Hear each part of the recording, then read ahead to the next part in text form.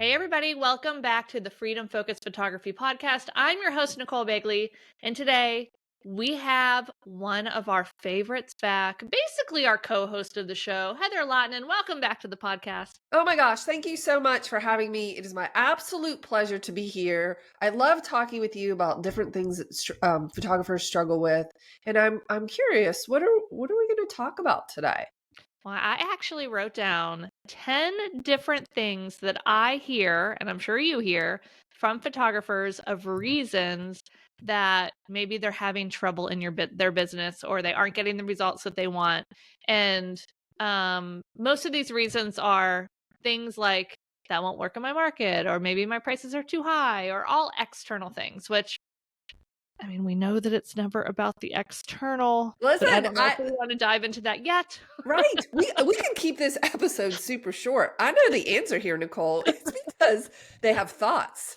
The only Yep. reason your business is not working is because you have a brain that is thinking, and it's providing you with thoughts that are not serving you. So I have to assume, as we go down this list of 10 things, that they're all based on thoughts or stories that people make up in order to try to make sense of things, or just reasons that they think are reasons that really aren't reasons. I mean, you take it away. 100%. So what do you even think? We should have talked about this before the episode. What's the best way to go about this? Because we have 10 things we want to talk on. So do we want to just go one at a time and just start to what's the word I'm looking for? Like vaporize these Yeah, I do think we should go through them one at a time. And I think we should look at them and, first of all, honor that people have brains and that your brain is going to think. And I totally respect that, because we all started somewhere with our brains. And so look at them one at a time and go as deep as we need to, and kind of see how far we get to. I think sometimes we can vaporize them. Sometimes you can explain it a certain way and somebody will be like, oh my gosh, I never thought of it that way. But it's like a reframe, reframe or a redirect or a shift, just to help you see it possibly, maybe a different way. Absolutely. Okay. So let's start with number one. We hear this all the time, and that is, that won't work in my market. Oh, I just got chills. Okay. Literally, it could be about a pricing. It could be about a product suggestion. It could be about a marketing suggestion. It could be about literally any suggestion in your business. And I think I've heard it for just about anything. Well, that won't work in my market. It just like shuts it down before anyone even is allowed to try. Here's the problem with that thought. If you have that thought, and it's fair, okay, I want to acknowledge that. But if you have that thought about your market, you have literally blocked everything before you're even out of the gate. Like, first of all, you don't know that. You're just making it up. But if you think that thought, then nothing I tell you or Nicole gives you in terms of strategy is going to work, because you don't believe that it will work in your market. So this thought is very dangerous. It's insidious, Nicole. It really is, because it will block everything. And I firmly believe that there is a solution to literally every problem. So if you want to have a successful business, whatever your definition of success is, that possibility exists. But if you say that won't work in my market, you've just shut down all those other possibilities. And so, yeah, you're right. It's not going to work in your market because you're not allowing it to work in your market. Exactly. And let me ask you this. If you're living in a market where you don't think it's going to work, then why are we even pursuing this? Honestly, then there's like no hope. Well, and I think part of the reason that people do this is because, our brain is going to brain to keep us safe, right? So this allows them to kind of like pull that like little safety card of, well, it's not going to work. Like, even if I try and it doesn't work, then it wasn't my fault. I think it allows them to deflect any sort of blame or shame they might have for it not working out before they even try, which of course no one is going to shame you or blame you for trying, except maybe your own brain.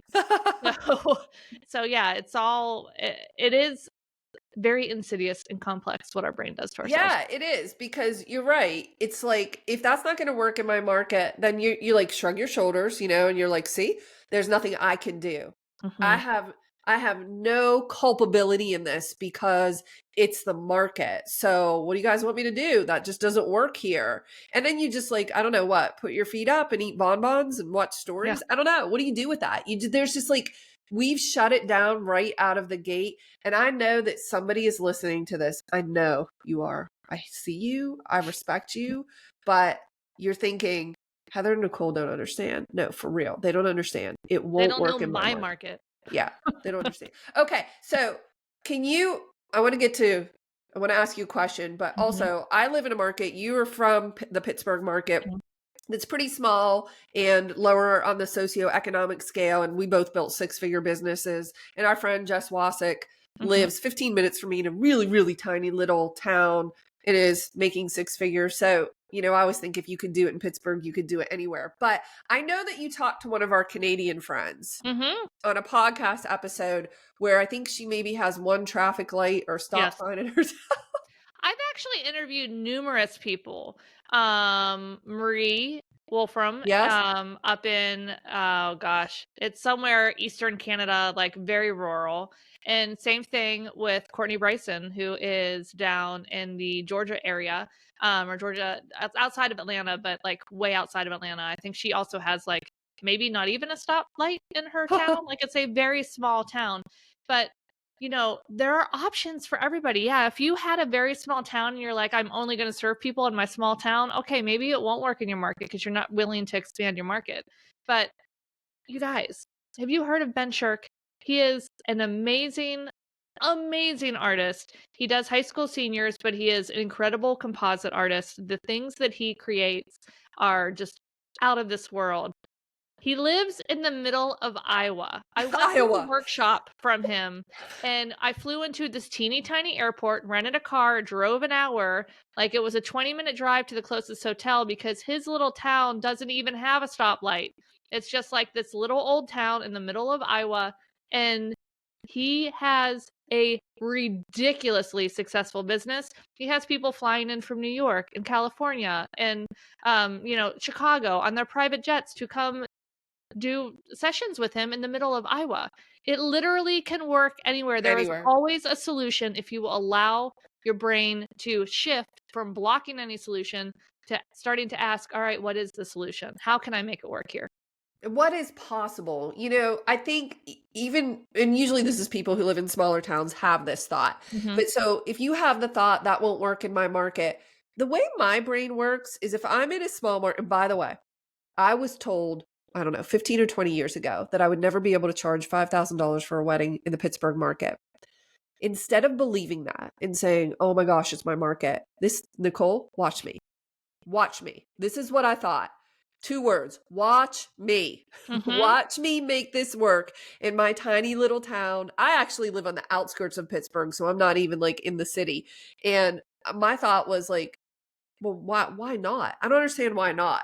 Like, Well, and so I want to give you like if you hear that and you're like, well, that's because you have confidence, Heather. I don't have the confidence. Can you at least shift and take this thought of that won't work in my market? So every time you hear yourself say that won't work in my market, you hard stop and say, how can this work in there my we go. market? Perfect. Done. That's all you need to do. You can change, I don't know, 1 or 2 words. How can this work in my market? That's it. And then your brain has to think about that instead of why it's not working.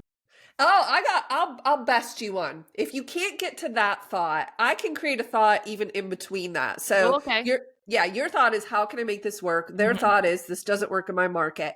A middle thought is, I keep thinking this won't work in my market. And just saying that separates out the thought from the, like, that you're different. You're not your thoughts. You are not your thoughts. Like, this is separate. I keep thinking that this won't work in my market. That's like that we're on this belief ladder, I call it.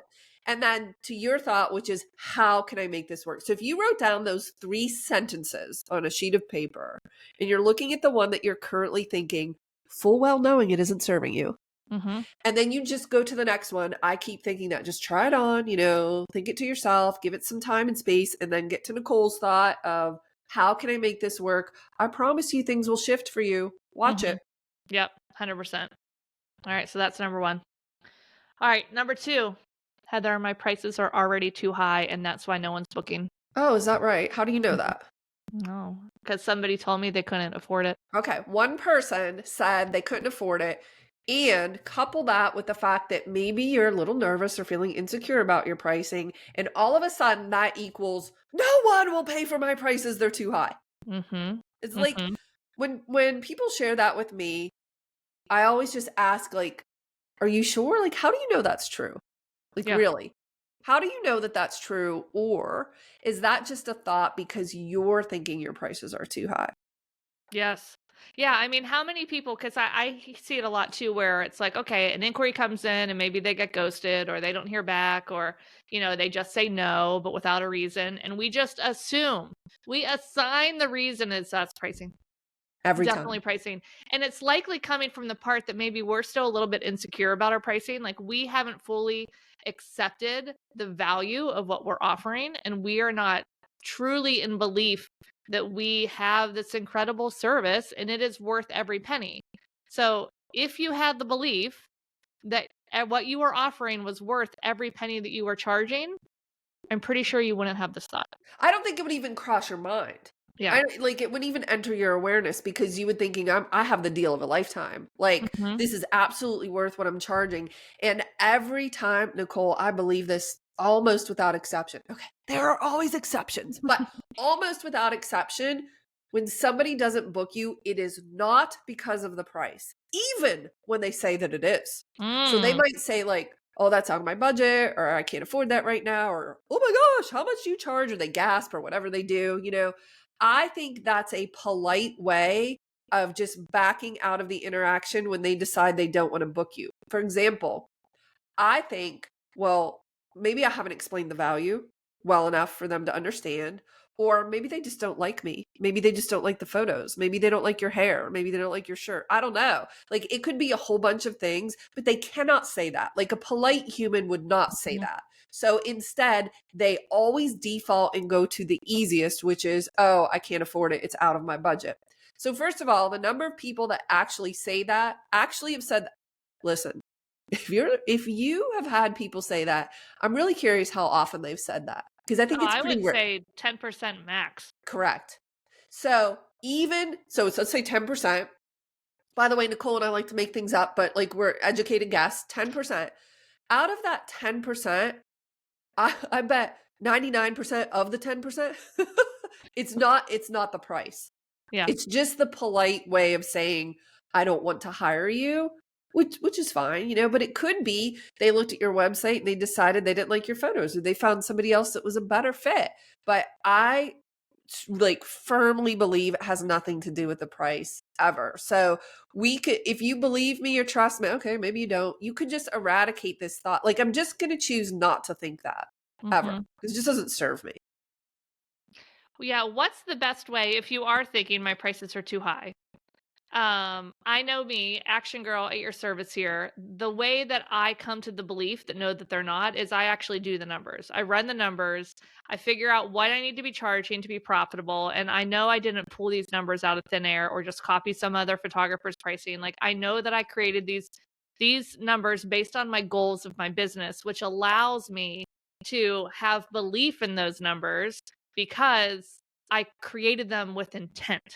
Oh, And then the other way that helps me start to believe in my pricing is two things. Number one, is anyone else charging that in my market or any market similar than mine? It doesn't have to be your market. You and I were both the most expensive in our niche for quite some time in Pittsburgh. So yeah, so you can look and see if there were other people in other niche or other markets similar to yours charging that. But the other thing I love to do too is I love to remind myself of a time that I purchased something that was a little bit of a splurge that other people would have thought I was insane. For instance, a maybe saddle. maybe my horses. Your horses and your saddle. I was there with you, I don't know, last year or the year before, and you were looking at new saddles for the horses. I think it Mhm. was your horse. And I was like, are you insane? Like, what? What do you mean you're going to spend? I don't even remember what, doesn't matter. But like, it was a lot of money on a saddle, like, okay, well, first of all, I don't have Which a horse. also, by the way, was just a normally priced nice saddle. It wasn't even a custom saddle, they go much higher. Gosh. And so for me, of course, it wouldn't make sense for me to buy a saddle. Number one, I don't have a horse. You see how like that that doesn't even make sense for someone like me because it's not a good fit. Like if I'm a person without a dog and you're a pet photographer, well, of course I'm going to think you're too expensive. I don't have a dog. Mhm, Like it doesn't even make sense. So I like this. I do like this action girl situation of like this is what it costs me. This is what I need to make. These are my prices. I didn't mhm, pull them out of thin air. Like I'm not just making this crap up. mhm, But I got to tell you, even if I were, it's ultimately the client's decision as to whether they mhm, pay or not. You just need to give them that information. But they determine the value. Like if they see mhm, your photos and your pricing and they're like, oh, that makes sense. I want to pay it, then they will pay you. And if it doesn't, if it's not a fit for them, then they won't pay you. And all of that is okay. But if I go into it thinking, oh my gosh, I'm too expensive, nobody's going to want to pay, well, you just feel like crap and your energy is different. mhm, But if you go into it thinking, I created this price list with intent and I know that people are ready, willing, and able to pay, mhm. imagine how things would shift for you. And yeah, I want you to envision a time when you spent money. We started to get there, we got sidetracked. When you spent money on something that you really loved, that maybe was a lot and other people thought was crazy, but you really loved it. Like, drop into that energy of what you felt like when you were making that purchase. That's what our clients feel like. They are Like they want excited to. to Yeah. spend money with us. They want to give us money as an energetic exchange for what we are delivering to them, and they love it. Yes. They So, want to pay it. yeah. Yeah. So if you don't believe that, find a situation in your life where you spent money on something that you are really excited for. And that's what our clients feel. So that I think can help you feel more secure in your pricing as well. All right. Moving on to number 3. All right. I Yes. don't have a studio or a place to meet or whatever it is. I don't have the lens or the camera or the studio. I don't have insert random tangible item here. Okay, like so what? I don't understand how that matters. Like why does that matter? Because then you're not an official photographer. You're Oh, not well, that's a good legit. question. I'm not professional enough. Oh, what then are you suggesting that having like a certain number of lenses in a studio and locations, that's what equals professional? Or I think it stems from, like, if I don't have a place to meet my clients, I can't do IPS. They're gonna think my clients are gonna think I am not professional if I don't have the space to meet with them, or I'm meeting them on location or whatever it is. I have heard this Mhm. I mean, very recently from a good friend of mine who has said on multiple occasions, she does IPS and she's like, yeah, but I can't charge more because I'm not professional enough because I don't have a studio or a place to meet. She literally said that. And I'm just like, well, that's a thought. Yep. And what else could also be true? Maybe they don't even notice, maybe they don't even care. And I have one friend who does have a studio, but actually goes to the client's home. Mhm. And she does her IPS that way and has a ton of success. Like she's headed upwards of 200K this year in her sales. So she's doing just now, she does happen to have a studio, but she chooses to Mhm. go to their home. And I know a lot of photographers that don't have a studio that meet at various Mhm. places. One in particular I'm thinking of does not go to the home, meets in coffee shops, excuse me, and she's over six figures. She's Yeah. because she doesn't have that belief, that thought. Remember, a thought is just a sentence in your brain, and you can look at it and question it and be like, "But is that true?" And how do I know that? Like, Mhm. how do I know if that's true? That is definitely a narrative that somebody is making up as a reason to to thwart their own success. Mhm. Yeah. And as someone who used to go to people's homes, have also met people in coffee shops on occasion, used to have a basement studio that people used to come to me, have a nice, prettier sales room that people come to me, and held sales sessions on Zoom, it doesn't matter. You've done it all. I've literally done all of it in my business, and I've had great sales on all of them. It really doesn't matter. The key is that you're serving your client in whatever manner your business is set up to serve them. And maybe ask yourself, like, when that question pops up in your brain, or if you're still thinking or believing it, I'm not professional because I don't have a space to meet them. I would ask myself, I would get really curious, like, oh, that's so interesting. What is that protecting me from? Like, why am I Mhm. hanging on to that story? Like, how is that serving me somehow? And it's usually some version of like, it keeps me safe, it keeps me small, and then I don't have to go out and make things happen. Mhm. But there's a reason that you're thinking it. And the good news is you can just choose to think something different. I'm not saying it's easy, but you can choose to think, oh, well, I trust Nicole. And Nicole just told me she's done it all of the different ways. And she has data and evidence to support the fact that it doesn't matter. I could drop my own story and choose to believe that. You could. I mean, that's an Mhm. option. That's a really great point that literally all of these thoughts we're going over today are protecting you from something. Yes. So, like asking yourself when you find yourself with some sort of belief that's not serving you, if you can get really introspective and ask yourself, what is this thought protecting me of? What am I scared of? How is it like there is some way that it is serving you, not actually serving you for the goals you want to reach, but there is some reason that your brain's like, oh, let's keep this thought because if this happens, then what? Then, maybe are more people looking at you, you're open to being more criticized. Is it something with change like any relationship dynamics? Is it like there are so many like random things that have nothing to do with photography that your brain is keeping you safe because it's connecting these dots to things that aren't connected, or a future possibility that it's scared of that would kick you out of the tribe and then you get eaten by a bear. Oh my gosh. The brain is such an interesting organ. It is absolutely doing all those things beneath the surface and it serves a purpose. You're right. And it's always some version of keep safe, stay in the tribe, Mhm. stay in the cave. But it can get, challenging to sort of unearth, no, how could that be protecting me? Of course, I don't want to think it. Well, no, not consciously, you don't want to think Yep. it, but your brain is back there running the show, man. And you've got to get a handle on it. You've got to have a Yep. conversation. So one thing I tell my brain when I start to get squirrely or nervous about something is I tell my brain, hey, we're safe. I'm going to keep you safe. Mhm. I promise I'm going to keep you safe. I know this is scary. I know this is challenging. I have conversations with my brain. Does that sound wacky? A little bit, but it's true. I mean, we all do. We should, because yeah, it's having a conversation with us, so we should talk back.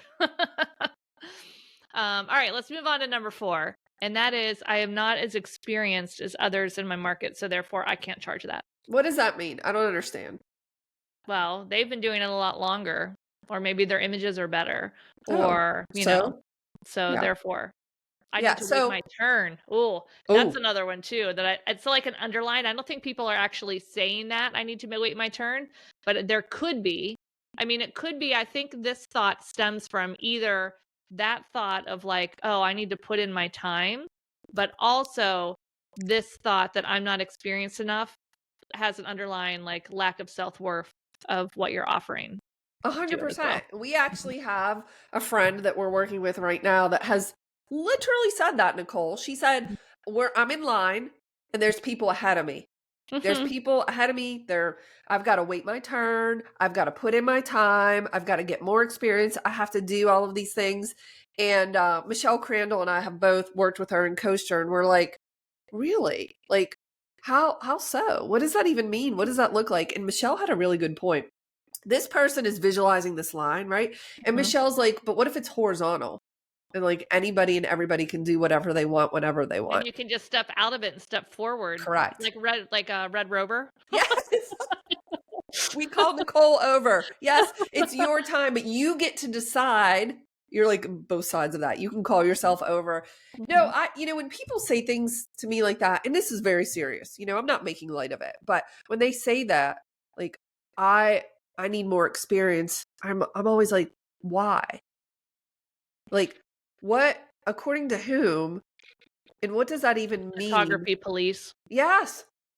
Mhm. Where are these people? Where is this courtroom? I need to figure it out because I want to challenge it. I want to get on one side of the bench and say, like, Your Honor, I do not understand why. I mean, sometimes I'll say things to people on Elevate, like in coaching calls, and it will stop them in their tracks when I'm like, but what do you mean? Like, explain that. And when they Mhm. start to verbalize it out loud, they start to catch the ridiculousness of the brain. And they're Mhm. like, wait, that doesn't even make sense. So, one of the things you can do with all of these thoughts is, run them by us or say them out loud. You'll hear it. You'll be like, wait, that doesn't even make sense. I'm totally making that up. What does that mean? I have to reach a certain point to be able to charge. Well, I'd love to know what is that point and what is the Mhm. amount and who determines that. And It's especially because the charging is a choice on both sides. Like your client, no one is making your client purchase from you. nope. Like they are willingly looking at your price and saying, "Yes, let's move forward with this." So there is it. They aren't attached to the experience versus the price. And Right. actually, I look back to some of my early work and what people paid me, and quite embarrassed about that now. Oh my gosh, it's horrifying. But, we had intent, some of it. Mhm. I think you had a little more intent than I did because there were some times when I really was just making it up.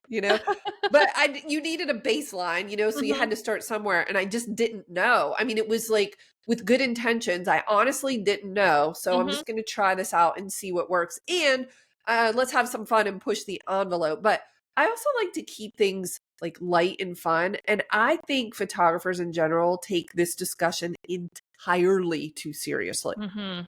Like, Mhm. just have some fun and see what happens. And, you set a price. Okay, you set a price. And the client determines whether or not they're going to pay that. Mhm. So, what, why, why would who are you going to ask? Like, am I I charging? I think part of this comes from photographers not wanting to feel like they're taking advantage of somebody or Oh, like swindling them, oh gosh. or being fraudulent, which again, if you are going in with the intent to serve your client to the best of your ability and this is the price, even if you picked it out of thin air and they said, yes, I want to pay it, um, that is none of those things because you're going in with the intent to serve and they chose to pay it out of their free will. So we're all good here. Yeah, and you know what? Furthermore, if you think that you are a fraud or fraudulent, I promise you aren't because you know who doesn't think that they are a fraud? An actual fraud. Okay? Exactly. Exactly. So if you're thinking that, you're cool. Yep. Yep. All right, let's do the next one, number 5, which is I can't compete with the low prices others are offering. Yeah, why not? What do you mean? Do you see Oh, this how I ask that for every every statement? Like, okay. All right, all right. I'll play here. all right, Well, because Heather, if I'm charging $2,000 for a session and someone's charging $200, like I can't compete with that. Like everyone is going to choose the $200. really? Because one time I had a bride hire me, and I always ask my brides, like, how did you find me? Why did you hire me? And she said, I hired you because you were the most expensive in Pittsburgh. That was the only reason she hired me. I said, did you look at the website? Like, you like the photos, right? She said, yeah, of course, it's fine. And I said, could you like expand on that? And she said, well, I figured you had to be the best. Mhm. So there's a low pricing fallacy that also exists in terms of psychology. Mhm. People think, oh, if they're too low, they must not be any good. Mhm. So you actually can and should compete with photographers in your market at different price points because different price points are important to different types of clients. Dun dun dun. Amen. Yeah, I mean you are completely serving the like I this oh man, this happens all the time. There was I don't know if it's still around. I forget what it was called. It was like a startup out of Silicon Valley that was super cheap photography. Like you go to the site and it's like $50. Someone does a session on location and you can buy digital files for $15. And it was like boom. And I remember, oh gosh, this was before COVID, people lost their minds. They're like, it's going to destroy the industry. And how many times have you guys heard, especially if you are newer and you're doing a low cost all inclusive, and some other photographer that's been in it for a while looks at you and says, you're destroying the industry. That feels good. Yeah, right. And Right. it is total BS. There is no reason to feel bad if you're at that lower end of that pricing. I mean, I can get on this soapbox all day that there are actually 4 different levels of photography business, from those just starting out, low cost, all inclusive. Like, I'm trying to figure out how to work my camera and like if I even like this and if I want to build a business and I need to create a portfolio. But you don't have to do it all for free. You can charge and get paid while you bootstrap your business and grow it. And then you get to level 2 where you're like, all right, I want to start bringing in some products, because you can't stay at level 1 forever because you will burn out. And then you start bringing in some products, you get your first $1,000 sale, and then you go up to level 3, which is the bread and butter, our $2,000 to $3,000 average sales. And then level 4 is like the total luxury market, completely optional. But the clients at each of those levels is different. And if you're serving the luxury market, those clients don't care how many $200 photographers are in the market. If you're serving level 3, those clients don't care how many $200 photographers are in the market, or how many new startups that are going to give you some random photographer that you don't get to choose to show up and give you $15 digitals. They don't care. They don't want the digitals. They want the service you're providing. It's the same way that restaurants, we have high-end Michelin star restaurants. We have like the really nice steakhouse. We have kind of the general TGI Fridays, Applebee's, and then we have like McDonald's. Like, they all exist. And some clients might even choose different ones at different times, but they all serve a different need in the market.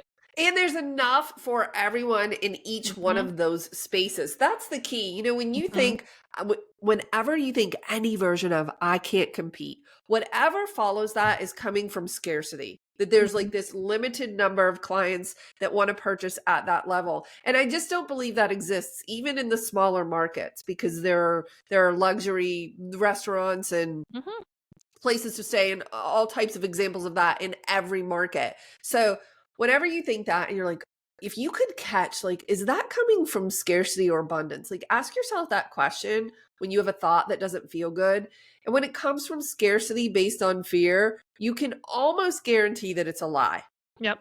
Like, fear also always, sorry, presents itself as a lie. So you think, well, there's not enough people, so they're all going to want the really cheap photographer. Oh my Mhm. gosh, not my clients, not some of the people in my market don't want the cheapest photographer. These brides that I worked with were so high end.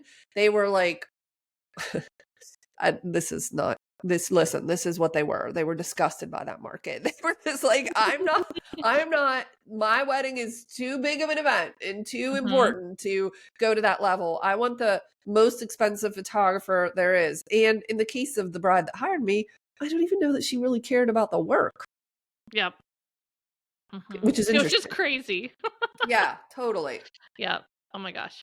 So we're already 33 minutes into this, and we have 5 more beliefs. So I think what we're going to do is we're going to make this a two-parter. So we are going to see you guys next week for the remaining 5. Just, what are we calling these? The most common unserving thoughts that photographers have. The most common thoughts that are holding you back from growing your business. Mhm. Yeah. Yeah. Yep. Yeah. So here we tackled that won't work in my market. My prices are already too high. I don't have a studio. I'm not as experienced or talented as others. And I can't compete with the low prices that others are offering. So we all know that that's all a lie and it's just thoughts. Let's choose something else. Um, we are going to wrap this one up and we will see you next week. We're going to dive into the next 5.